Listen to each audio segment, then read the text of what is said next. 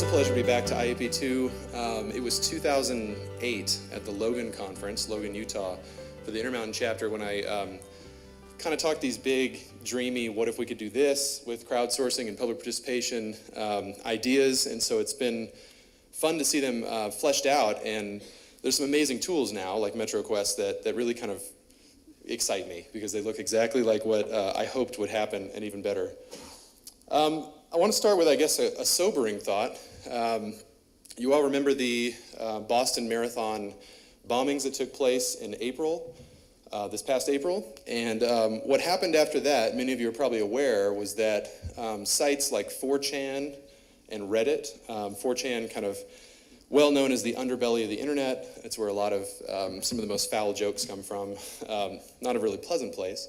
And then Reddit, a massive kind of news aggregating site. These two sites quickly took photos that were appearing in the news and took photos that they were able to get from the ground, from friends on the ground, and assembled them together and started annotating these photos. They were trying to help find who these Boston Marathon bombing suspects were. And what they did was they went through these photos and they started tagging them with basic paintbrush type circles. They started labeling, this must be a suspect, because we knew early on that there was a bomb that must have been in a bag and so on. And they were completely wrong, weren't they? They were completely wrong. And actually there were a lot of allegations of pretty racist ideas that were going on. Anyone that looked brown skinned, anyone that had any sort of bag on them was identified as a suspect, and they were way off the mark. And so no matter the outcome, this stuff happened in parallel with more traditional investigative processes, tip lines, people calling in tips, the FBI and police getting security footage and so on. All of that was happening in parallel to this grassroots, bottom-up sort of activity.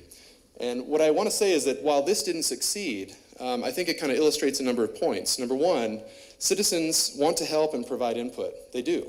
People really did want to find who these suspects were. Many people did. Citizens are going to do this kind of thing on their own online. There's no real stopping this. It's going to happen. And it's going to be off the mark again. And the third part really is that failing to channel this energy, I think, is a missed opportunity. And so what would have happened if we would have had some sort of centralized platform that the government already had ready to go that could say, send us your tips, and we'll interact